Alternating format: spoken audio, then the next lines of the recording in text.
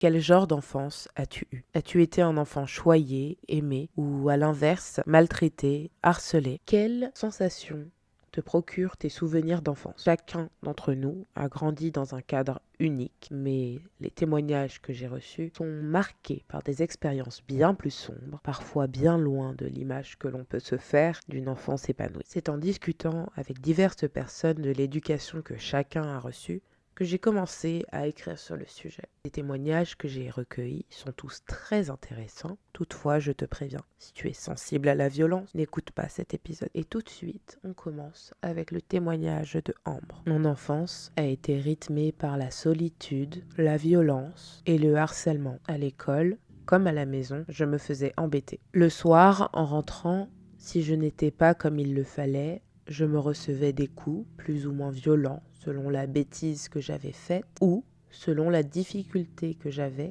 à comprendre mes exercices. À l'école, j'étais renfermée sur moi-même, alors mes camarades s'acharnaient sur moi. Je marchais tête baissée et parfois en classe, je n'osais tellement pas prendre la parole pour aller demander à aller aux toilettes par exemple, que je me faisais pipi dessus et c'était pire. J'étais clairement dans un cercle vicieux. Je blâme beaucoup mes parents, à cause de qui j'ai aussi fait pipi au lit jusqu'à très tard. Je pense que c'est dû à la maltraitance physique. Si j'avais dû retirer quelque chose de mon éducation, ce serait sans hésiter les coups en guise de punition et pire encore les paroles violentes qui, je pense, m'ont laissé bien plus de séquelles que la ceinture et les fessées. Pour répondre à ta dernière question, l'éducation que j'ai reçue influence tellement mes décisions et comportements de l'adulte que je suis. Je m'empêche de faire ce que j'aime. J'ai tendance à penser que ça ne me mènera nulle part. Mais surtout, j'ai tendance à penser que je ne mérite pas de positivité et je suis toujours sur mes gardes quand quelqu'un est trop gentil avec moi. Je pense que c'est dû à toute la négativité que j'ai reçue. On ne m'a jamais appris à aimer, mais plutôt à être un parfait petit soldat.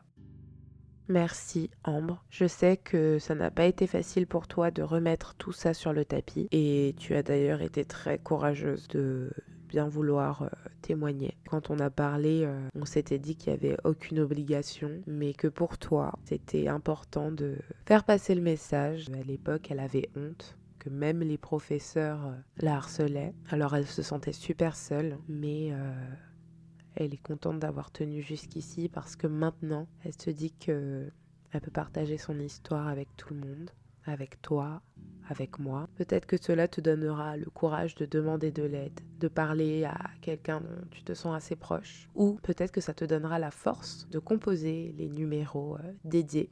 Maintenant, je te propose d'écouter tout de suite le second témoignage et c'est celui de Lana. Mon enfance avait comme pour la plupart des beaux moments, par exemple lorsque mes parents m'offraient ce que je désirais. Toutefois, j'aurais voulu éviter d'être frappée car à mon sens, ce n'est pas nécessaire de frapper un enfant.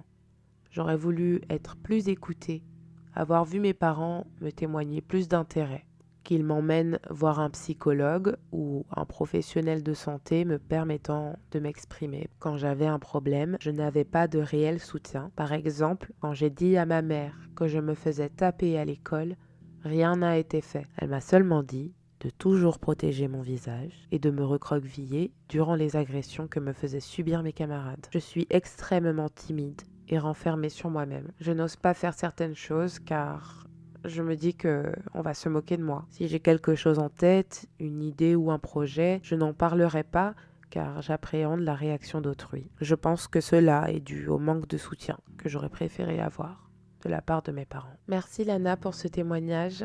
Derrière ton magnifique sourire, c'est insoupçonnable, cette horreur que tu as vécue. Garde ton sourire et merci pour ton témoignage. Je te propose de conclure l'épisode avec le témoignage de Thomas. Mes parents étaient tous les deux présents. D'un côté, mon père, toujours effacé, en retrait, mais c'est dans son caractère, gentil, compréhensif, le héros de ma vie. Et de l'autre côté, ma mère. C'est elle qui a fait toute notre éducation car elle ne laissait pas de place à mon père. Elle a été très dure, Nous nous faisions corriger, que nous ayons fait une bêtise ou non. On se prenait parfois des coups, bien avant que quoi que ce soit ne se passe. Il y avait un gros paradoxe entre la terreur qu'elle répandait et l'amour qu'elle nous témoignait. Sans les réprimandes trop sévères, je garde en tête que mes parents ont fait ce qu'ils ont pu avec ce qu'ils avaient. Ils ont choisi d'avoir un toit sur la tête plutôt que de pouvoir nous habiller. Mais nos proches, heureusement, nous donnaient les affaires dont ils ne voulaient plus. J'aurais rajouté plus d'amour, avoir plus de compliments de la part de ma mère plutôt que de me faire rabaisser sur mon physique. Aujourd'hui, elle me reproche de ne pas avoir assez d'affection envers elle, mais il faut garder en tête qu'elle ne nous a pas habitués à en recevoir, donc pas à en donner. Malgré tout, je ferai tout pour ma mère. Elle nous frappait avec différents objets, mais j'ai l'impression qu'elle fait un déni de ce qu'il s'est passé. Mon père était très passif et l'est encore aujourd'hui. Le pauvre devait se faire mener par le bout du nez. On se voit comme si tout avait toujours bien été entre nous. Je garde un souvenir lointain de tout cela, mais ça me va comme ça.